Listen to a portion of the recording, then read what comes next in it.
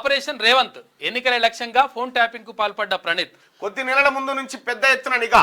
ఓ SP SIB అప్పటి chief ఆదేశాలతోనే 100 ఫోన్లు tap చేశా మాజీ డీఎస్పీ ప్రణీత్.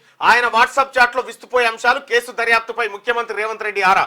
ప్రణీత్ రావుతో అంటగాగిన వారి చుట్టూ ఉచ్చు బిగిస్తా ఉందట.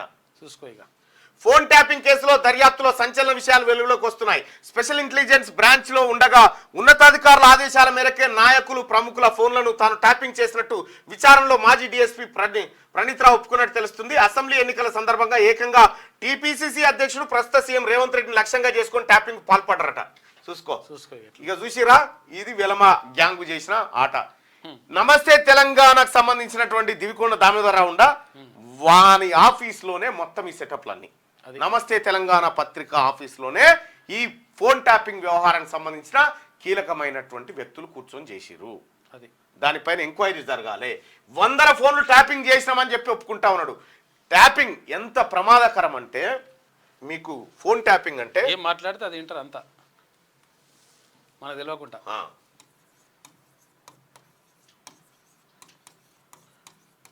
ఈ ఫోన్ ట్యాపింగ్ సంబంధించి అసలు ఏందంటే, భారత రాజ్యాంగం వ్యక్తికి సంబంధించినటువంటి అంశాన్ని గోప్యంగా ఉంచాలి. ఫోన్ ఎవరిది ట్యాపింగ్ చేస్తారంటే ఉగ్రవాదులు, దేశానికి ఎవరైనా దేశ భద్రతకు తీవ్రవాదులు ఉంటే వాని ట్యాప్ చేయొచ్చు. వీళ్ళ ఈ దేశ భద్రతకు ముప్పు ఉంది అనుకునేటువంటి సందర్భంలోనే చేయొచ్చు. దేశ భద్రతకు ముప్పు ఉందనుకున్న సందర్భంలో మాత్రమే చేయాలి. అది కూడా ఎట్లా? రాష్ట్ర పోలీస్ శాఖ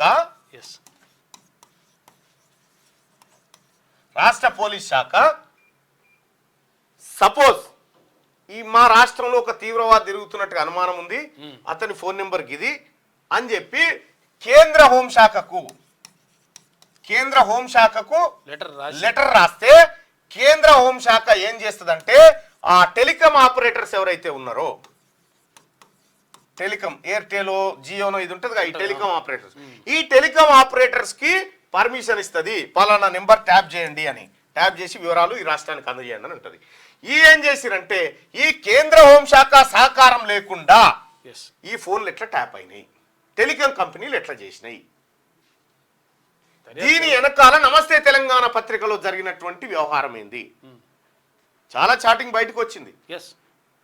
నమస్తే తెలంగాణ ఎండి దివికొండ దామోదర్ రావు, ప్రణీత్ రావు, ఈ వెలమలు 20 మంది వెలమల ఆఫీసర్లు కలిసి మొత్తం తెలంగాణ రాష్ట్రంలో ఉన్నటువంటి విపక్ష నాయకుల ఫోన్లన్నీ ట్యాప్ చేశారు. అది జరిగిన కథ. ఇగో ఇది, దీన్ని తేలాలే.